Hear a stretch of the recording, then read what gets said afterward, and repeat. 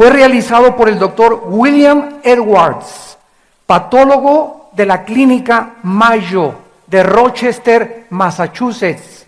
La clínica Mayo, el Hospital General de Boston y el Hospital Hopkins de Estados Unidos están entre los 3 mejores hospitales del mundo entero. Este estudio que voy a presentarles a continuación, intercalándolo con la Biblia, originalmente se presentó en la revista médica Diario de la Asociación Médica Americana, Journal of the American Medical Association. Y esta revista, que aparece cada semana, es de investigación científica médica y la primer revista en circulación mundial hasta el siglo XXI. Vamos pues a adentrarnos a ver qué fue lo que el doctor William Edwards, junto con todos sus compañeros en la clínica Mayo, descubrieron de la muerte, los sufrimientos de Jesucristo, el Hijo de Dios. En primer lugar, la Biblia enseña que Jesús en el huerto de Getsemaní, la noche antes, o casi ya cuando iba a anochecer, que fue capturado en el huerto de Getsemaní, se hincó y llegó con sus discípulos y les pidió a los discípulos, diciéndoles que lo ayudaran a orar, porque su alma estaba angustiada hasta la muerte. Dice en el Evangelio, capítulo 26 de Mateo, versículos 36 al 38, el registro del huerto de Getsemaní.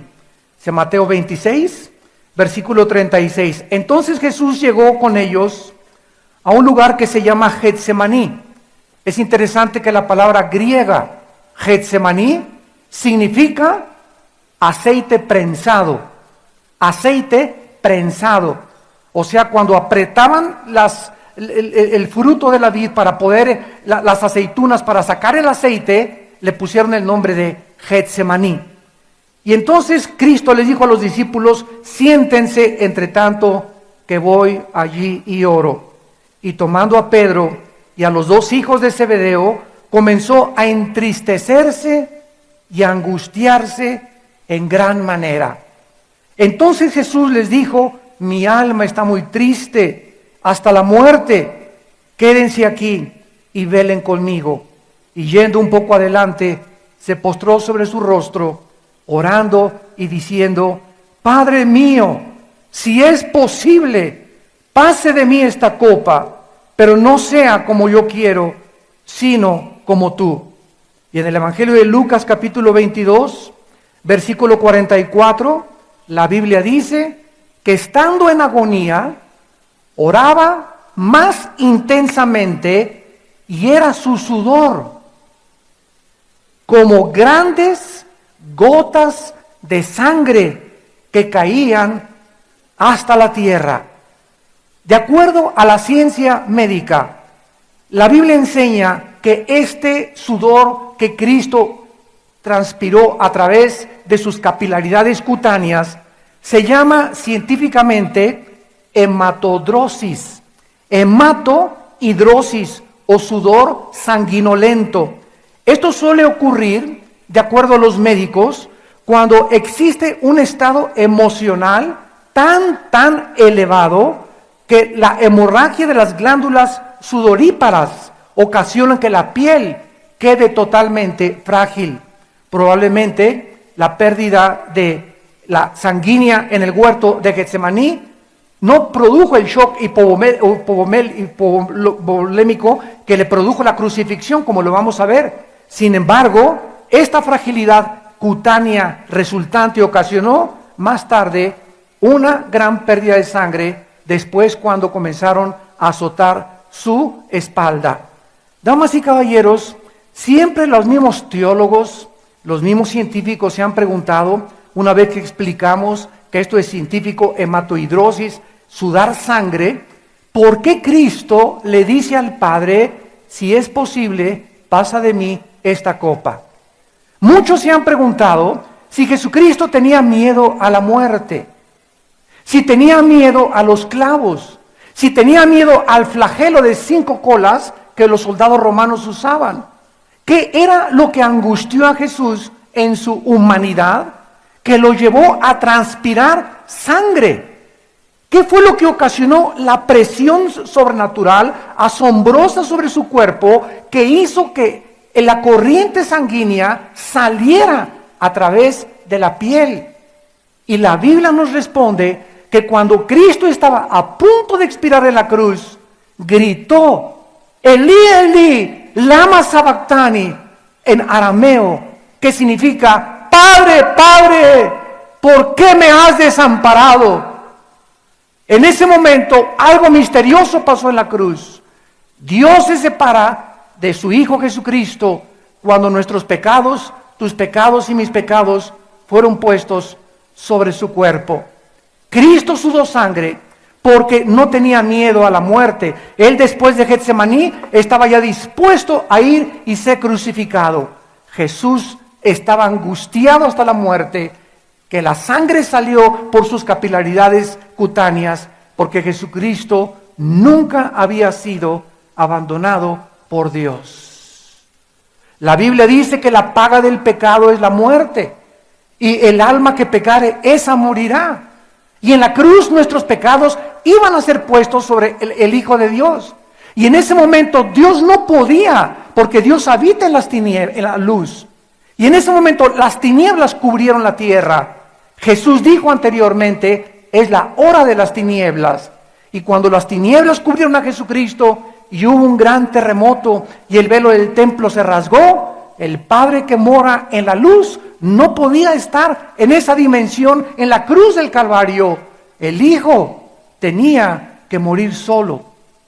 Y si Dios no escatimó a su Hijo, sino que lo entregó por todos nosotros, ¿cómo no nos dará, después de esta asombrosa muestra de amor, todas las cosas si nosotros se la pedimos? La flagelación siguió después de Getsemaní, cuando los soldados romanos usaban unos látigos de 3 o 4 metros de largo, con 5 colas, con puntas de hueso y puntas de fierro. El látigo romano no es como la película de la Pasión, que un látigo cortito que nada más le hacía en la espalda. El látigo romano se enrollaba en el abdomen y en el torso de la víctima. Y cuando el soldado romano sacaba el látigo, a pesar del impacto que tenían las puntas en sus tejidos subcutáneos, desgarraba totalmente toda la piel. Él recibió 39 flagelos, porque de acuerdo a la ley judía no podían darle más de 40. Entonces, hasta eso los soldados romanos respetaron la ley judía, y cuando Cristo acabó de ser flagelado, no tenía absolutamente, ni en el frente, en el abdomen, ni en el torso, ni en la espalda, no tenía un solo centímetro de piel sana. Estaba totalmente hecho pedazos, convertido casi en un guiñapo humano.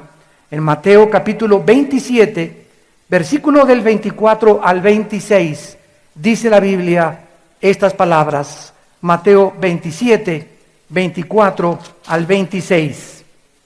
Viendo Pilato que nada adelantaba, sino que se hacía más alboroto, tomó agua y se lavó las manos delante del pueblo, diciendo: inocente soy yo de la sangre de este justo allá vosotros.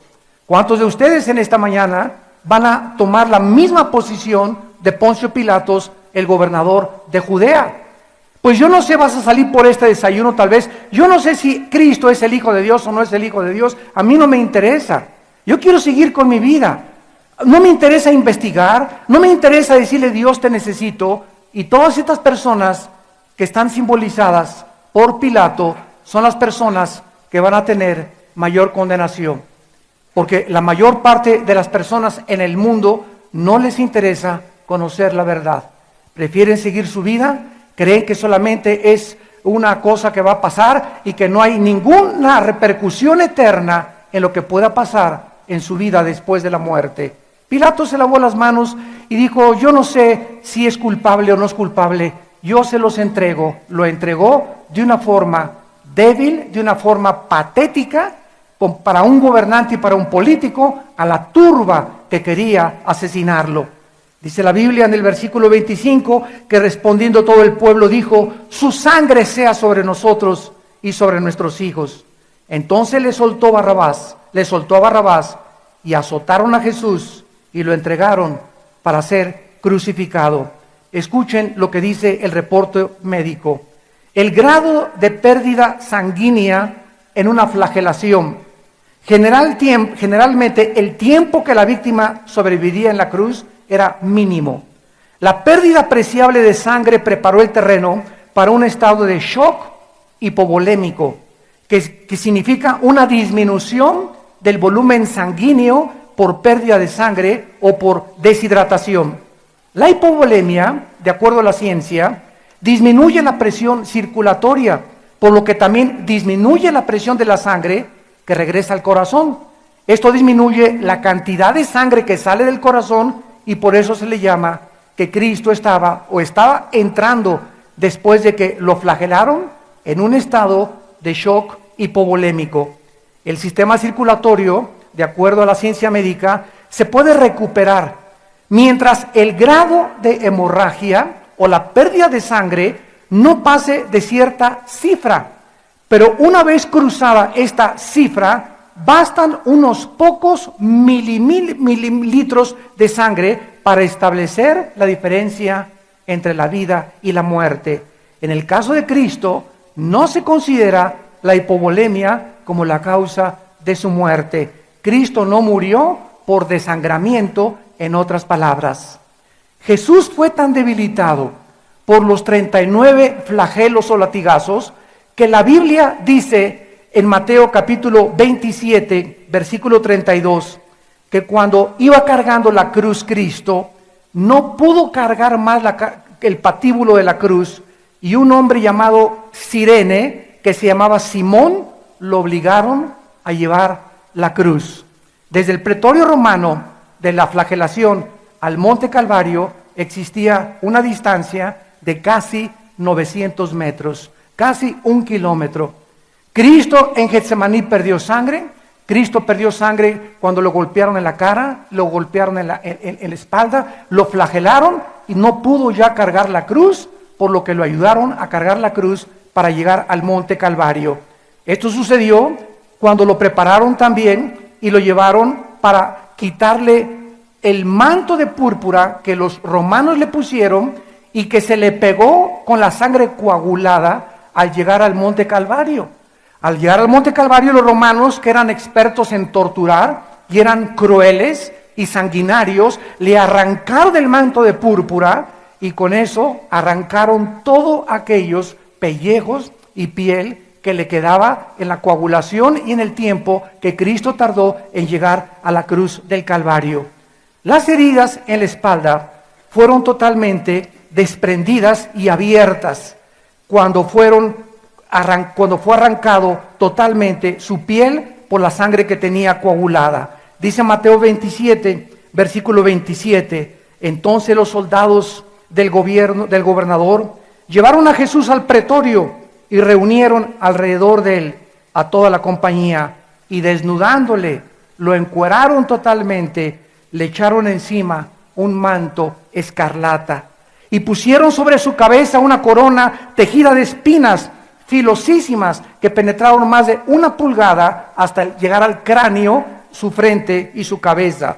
Y entonces le pusieron una caña e hincando la rodilla le gritaban: ¡Salve, Rey de los judíos! Y escupiéndole tomaban la caña y le golpeaban en la cabeza.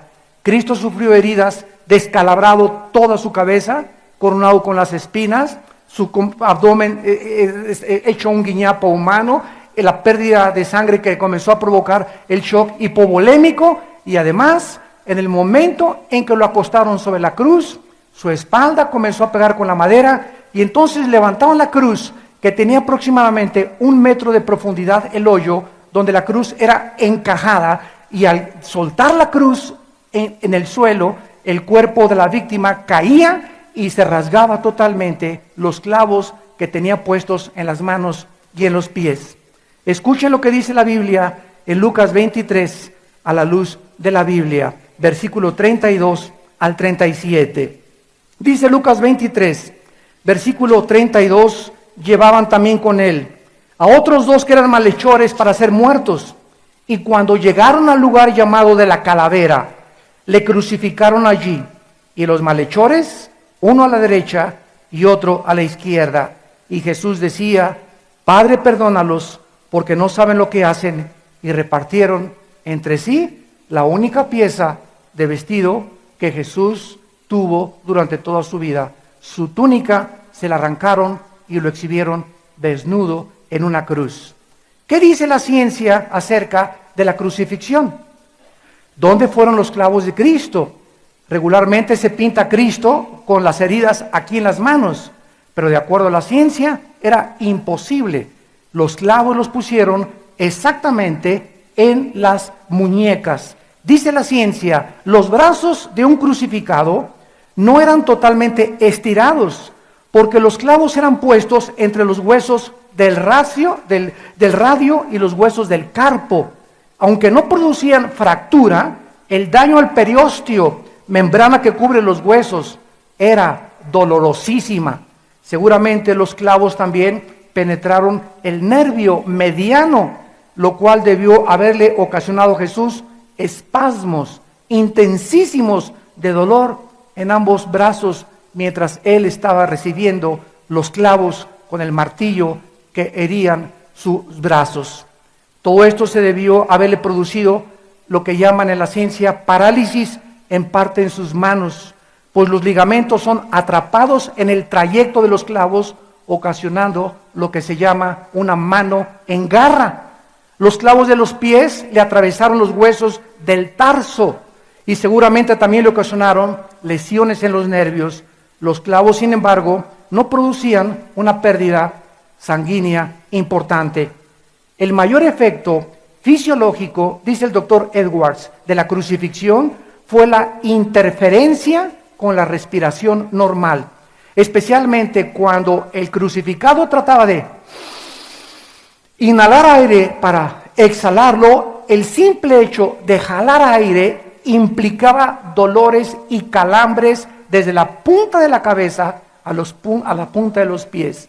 Calambres intensísimos. Las manos ya casi Cristo no las sentía por los nervios que habían atravesado los clavos, y cada vez que Jesús quería respirar era un esfuerzo tan grande que tenía que cada vez y cada segundo se iba acortando poco a poco su vida. Este efecto, de acuerdo a un análisis de la respiración, primordialmente con el diafragma y de forma superficial, resulta en una retención de dióxido de carbono en los pulmones.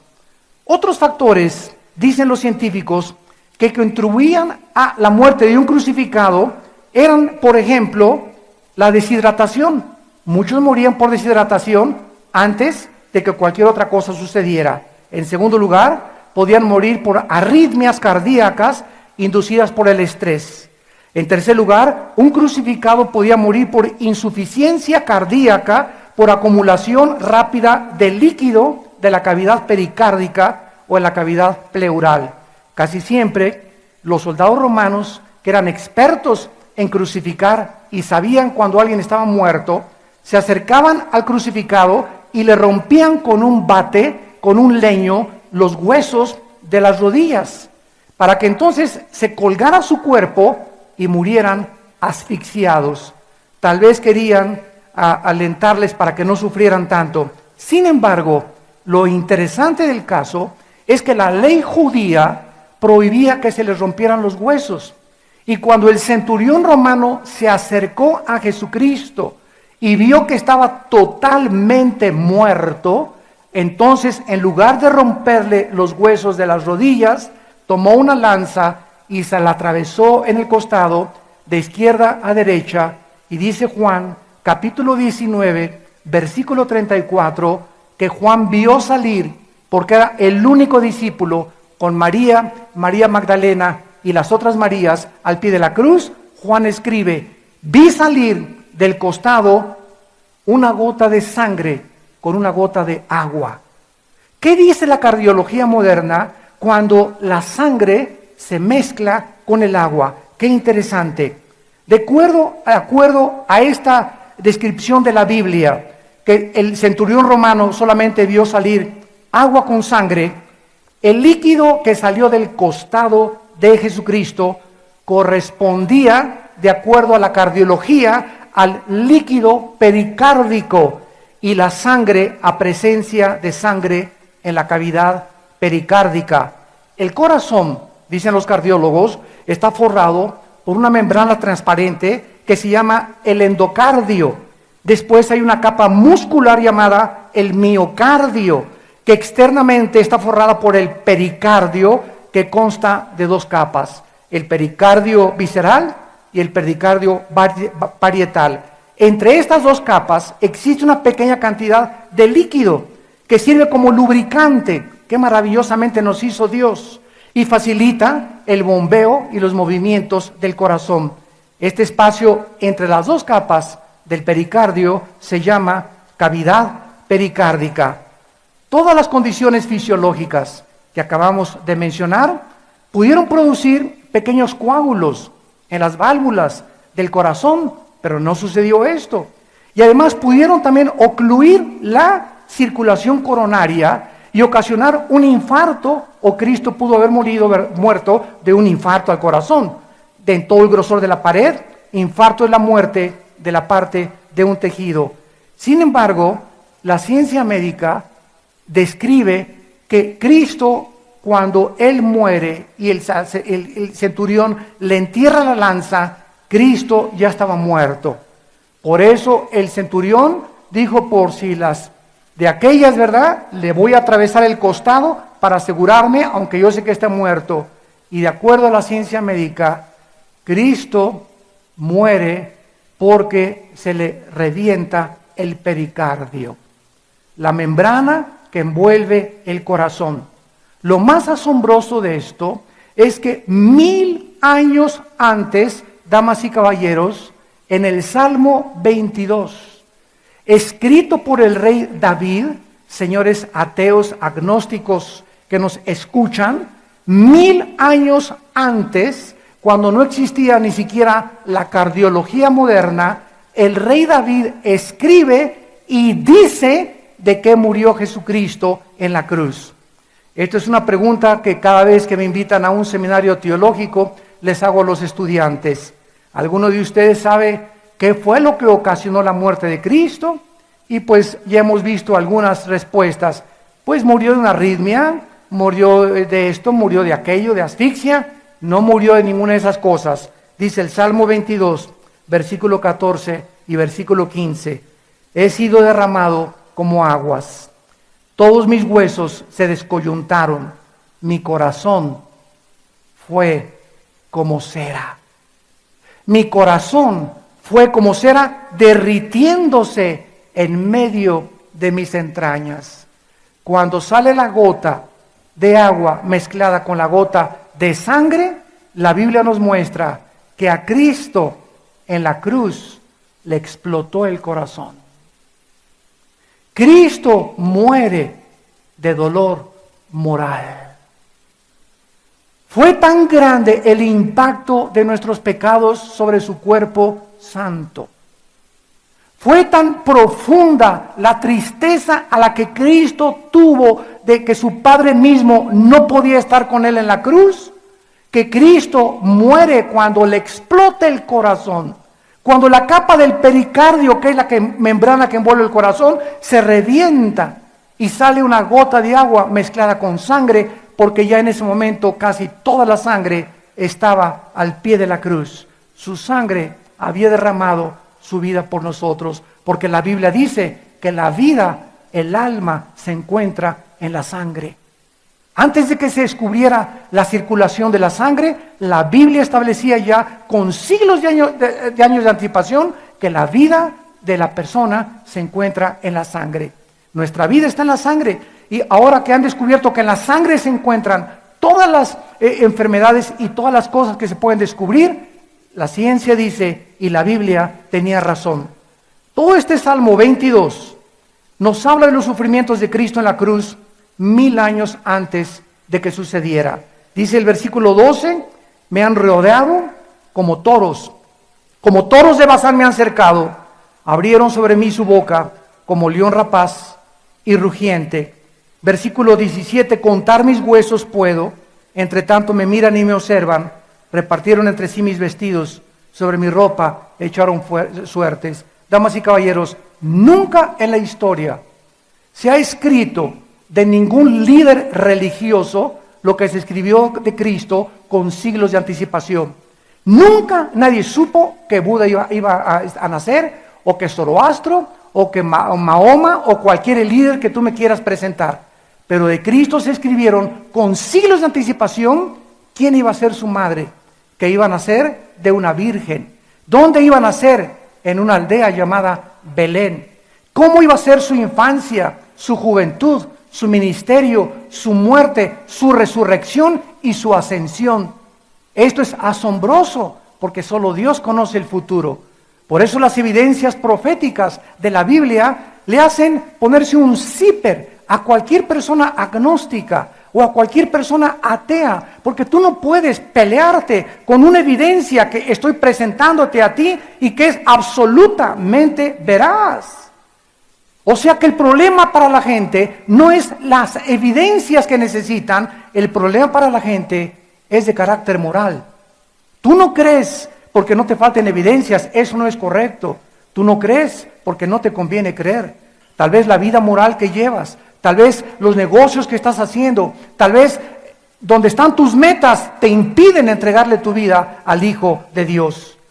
Dios, a través de su siervo David, profetiza en el Salmo 22 lo que iba a suceder en la cruz del Calvario. Y 750 años antes de Cristo, el profeta Isaías, en el capítulo 53, versículo 3 en adelante, escribe estas palabras de lo que le sucedería al Mesías, el Hijo de Dios. Isaías 53, versículo 3, despreciado y desechado entre los hombres.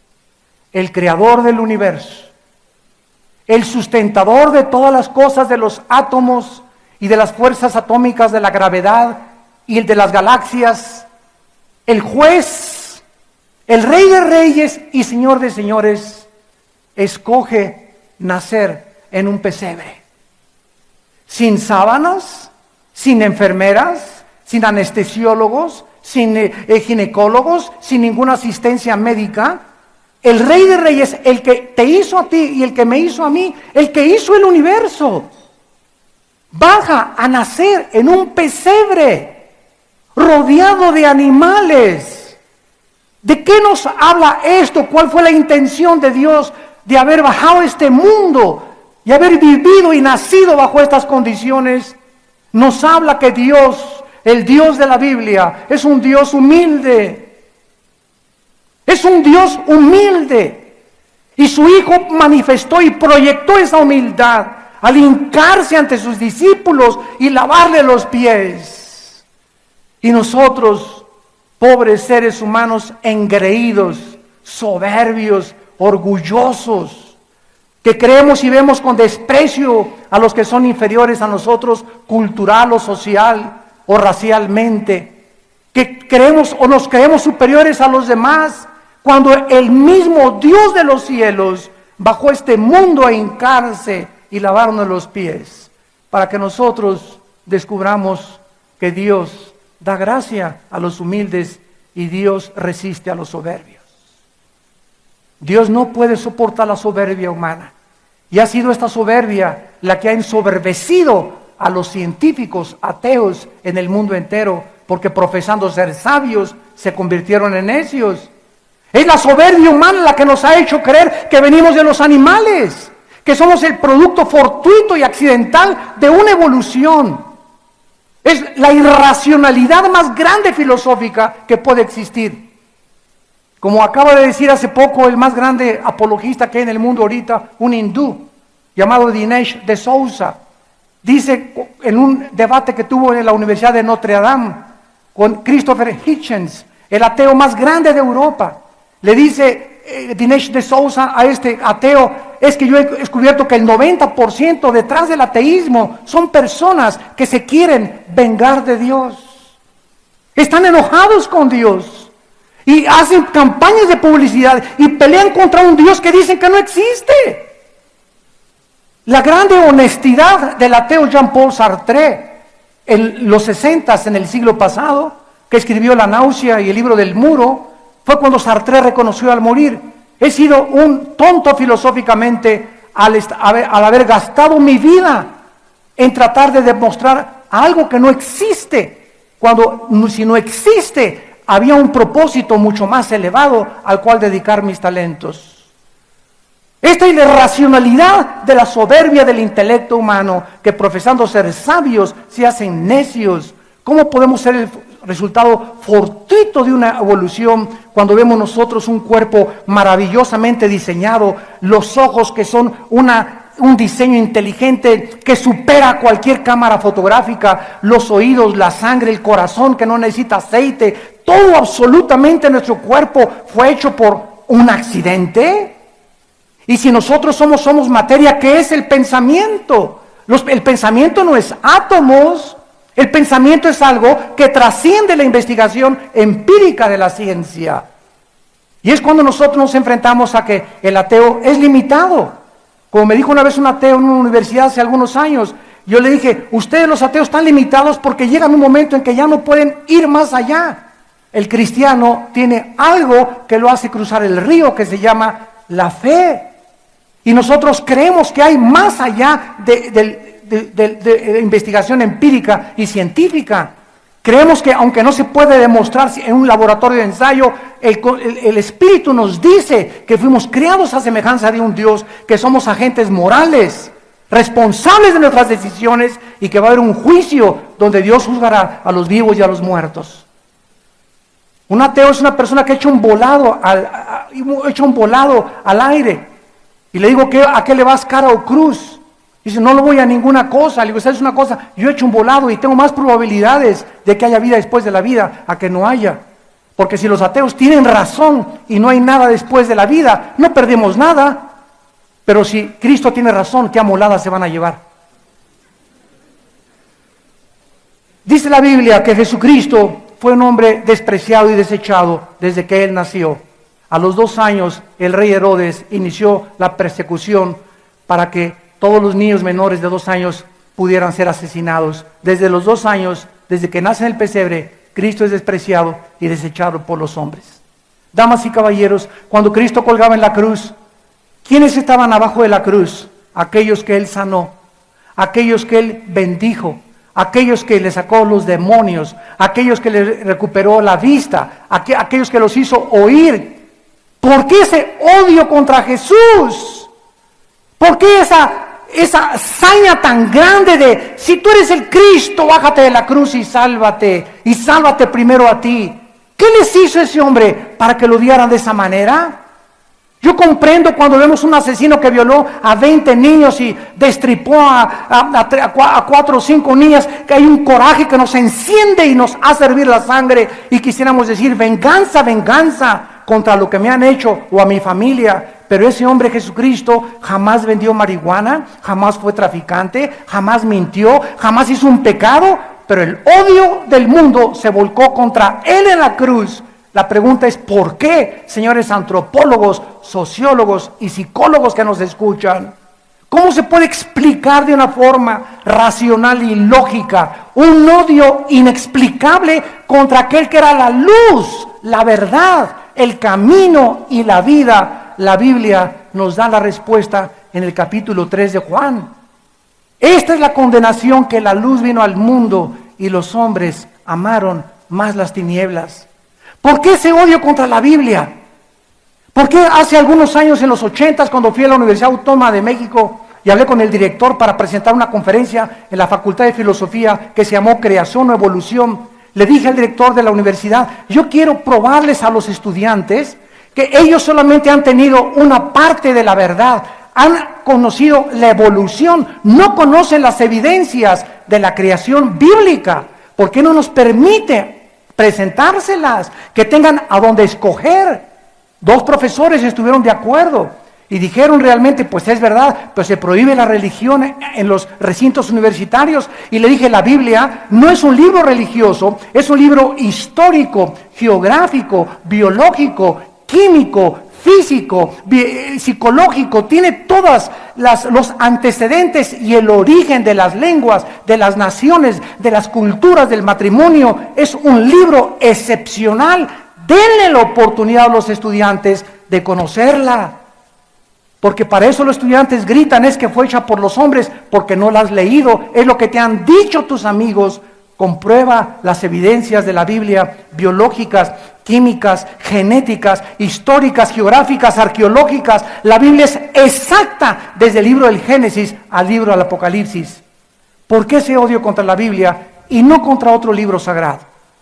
¿Por qué los cantantes de rock como Marilyn Manson agarran la Biblia y la rompen y escupen sangre contra ella? ¿Por qué es la Biblia y por qué es el número 666 el que se están tatuando los grupos de rock metálico? ¿Por qué no se tatúan el 555 o el 888? ¿Por qué tiene que ser el 666? ¿Por qué? Porque es el número que en la Biblia dice que llevará el anticristo.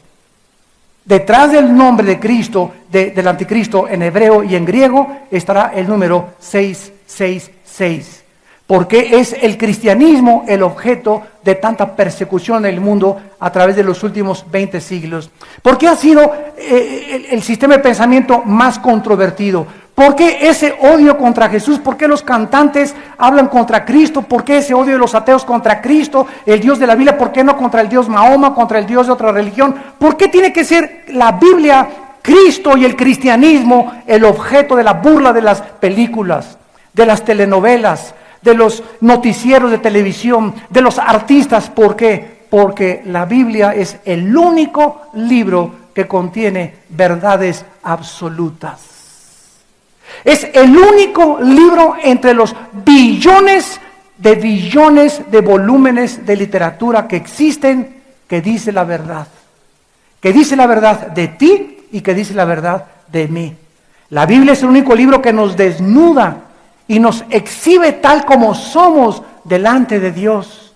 Y a nadie le gusta que le digan que tiene cáncer, pero el doctor te dice, discúlpeme señor Pancho Pancholín, las radiografías dicen, aunque usted se sienta bien y aunque crea usted que está sano, las radiografías dicen que usted tiene cáncer.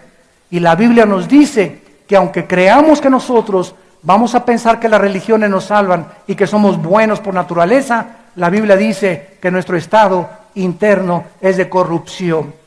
Que hemos heredado un veneno desde nuestros primeros padres que se ha transmitido genéticamente hasta nuestros días y que la Biblia le llama pecado.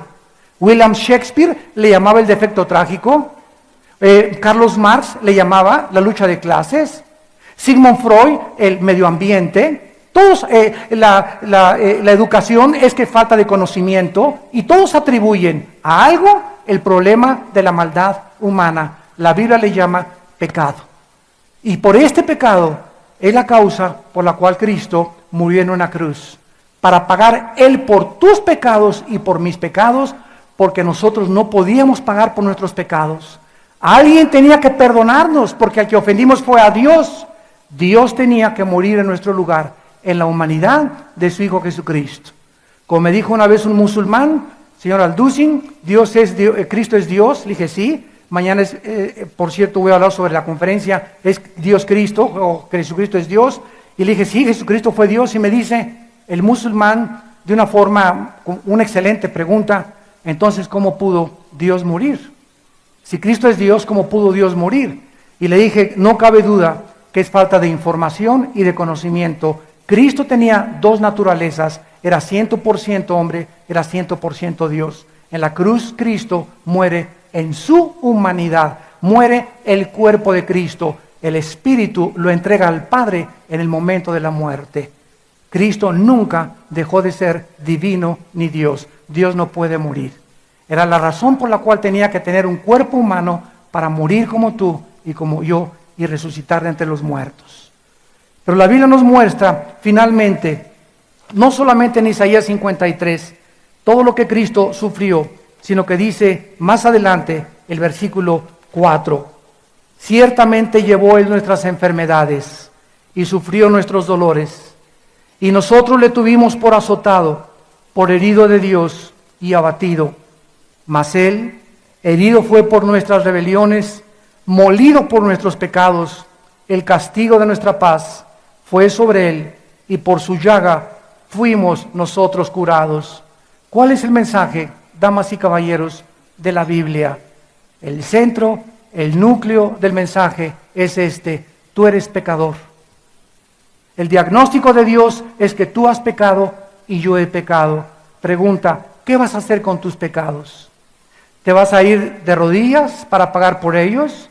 ¿Vas a pertenecer a cierta religión para pagar por ellos? La Biblia dice, sin derramamiento de sangre no hay perdón de pecados.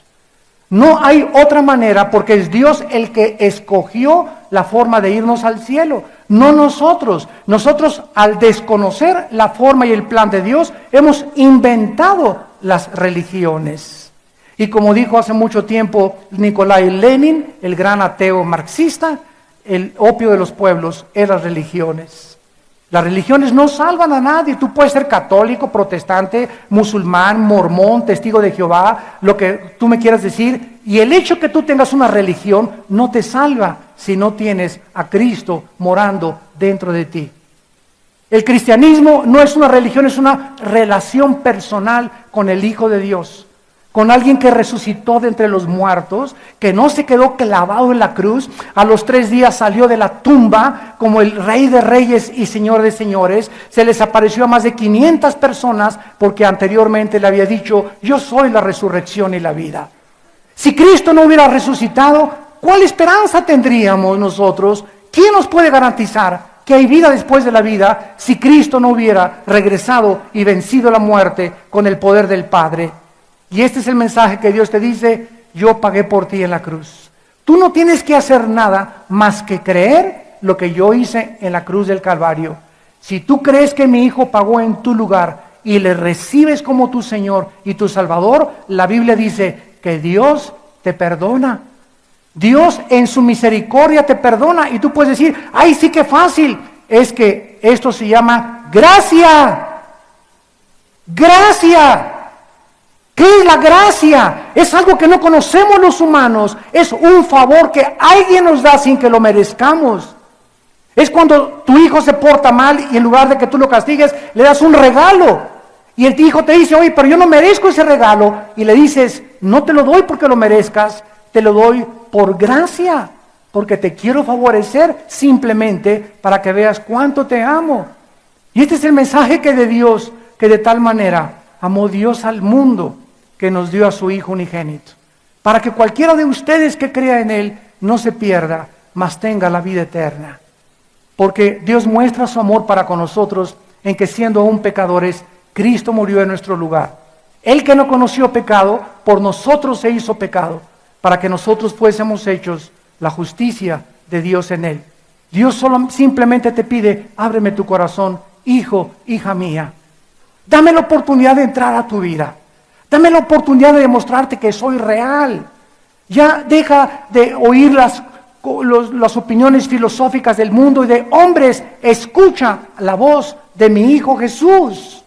Él es la resurrección, Él es el pan que descendió y nos da vida. Él es la luz, Él es el camino, Él es la verdad, Él es la vida eterna. Y Cristo, para terminar, antes de morir, les dijo a los discípulos el día anterior, en Juan capítulo 14, las siguientes palabras. Y nos dice Dios, ahora que nos aproximamos, todos nosotros nos aproximamos a la tumba. Porque tú tienes que morir algún día, yo tengo que morir. A lo mejor tú vas a morir hoy. A lo mejor en la próxima hora aquí te sale una embolia saliendo del hotel. A lo mejor un ataque al corazón, un ataque cardíaco. Ninguno de nosotros sabe el momento en que Dios nos dice: se acabó el límite y se acabó el 20 de tu vida. Vámonos a casa o desciendes al infierno. Ninguno de nosotros tenemos la seguridad. Y Cristo nos dice antes de morir: no se turbe vuestro corazón. El cristiano es una persona que vive segura, está tranquila, aunque el dólar bajó, el petróleo cayó, guerras, rumores de guerras, tsunamis, etcétera, etcétera. El mundo que vivimos es un mundo inestable. Las fuerzas de la naturaleza están azotando a la humanidad como nunca había sucedido, exactamente de acuerdo a como la Biblia lo profetizó. En medio de este mundo cambiante y de este mundo inestable, el cristiano es una persona que ha hecho la paz con su Creador, que sabe que todo está bien y que lo peor que nos pueda suceder es morir. Y dice la Biblia en Filipenses capítulo 1 que el morir es ganancia para nosotros. Mientras estamos en el cuerpo, vivimos para Él, pero el día que muramos, salimos de nuestra prisión, que es el cuerpo, el alma y el espíritu, para reunirnos con nuestro Creador y oír esas palabras que dice la Biblia, que Dios te dirá: ven, bendito de mi Padre, al reino que he preparado, porque tuve hambre y me diste comer, tuve sed y me diste beber, estuve en la cárcel y me visitaste. En otras palabras, no viviste para tus intereses, viviste para los intereses de los demás, porque en eso se encuentra la verdadera felicidad, en vivir para los demás, en preocuparte para los demás, en salir de tus problemas y de tus llantos y de tus cosas y tratar, como dijo hace muchos años la Madre Teresa en Nueva York, cuando se iba a regresar a Calcuta con sus leprosos. Le preguntaron esta historia, ya la he contado y la vuelvo a repetir. Madre Teresa, ¿para qué se regresa usted con sus leprosos a un país insalubre, con tantos moscos, con tantas ratas, con tantas cosas? Aquí le construimos en Nueva York un hospital con aire acondicionado, le podemos rentar un coche, le podemos regalar un carro, etcétera, etcétera. ¿Puede usted comer mejor comida? Y la Madre Teresa, antes de abordar el avión, dijo estas palabras: señores periodistas, quiero que entiendan algo. La felicidad no se encuentra en vivir confortablemente, ni en tener abundancia de bienes materiales, porque los bienes materiales no nos dan la felicidad. Yo he encontrado, dijo la Madre Teresa, meses antes de morir, que la felicidad se encuentra en vivir para los demás. Y cuando yo he entregado mi vida para esos leprosos, ahí es donde yo he encontrado la misión que tengo en la vida. Yo he prometido a Dios no vivir para mí misma jamás. 6 meses antes de que la princesa Diana de Inglaterra fuera muerta o asesinada en el túnel en Francia, ella visitó a la Madre Teresa y le dijo, en la biografía de la Madre Teresa aparecen estas palabras de la princesa Diana: soy la mujer más infeliz, más sola, más solitaria y sin significado en la vida, la princesa Diana de Inglaterra. Porque sabía que esa mujercita insignificante, fea, tenía mucho más valía que ella, que era la princesa que aparecía en la revista Hola, y que aparecía en las revistas Cosmopolitan, y que entraba en todos los palacios. Sin embargo, era una mujer que sabía que algo le hacía falta. Algo necesitaba llenar su vida. Y este vacío con el cual nacimos, fuimos creados deliberadamente para que lo llene Dios. Agustín de Hipona dijo: Dios, tú nos creaste a tu semejanza, y hasta que regrese a ti podré descansar mi alma.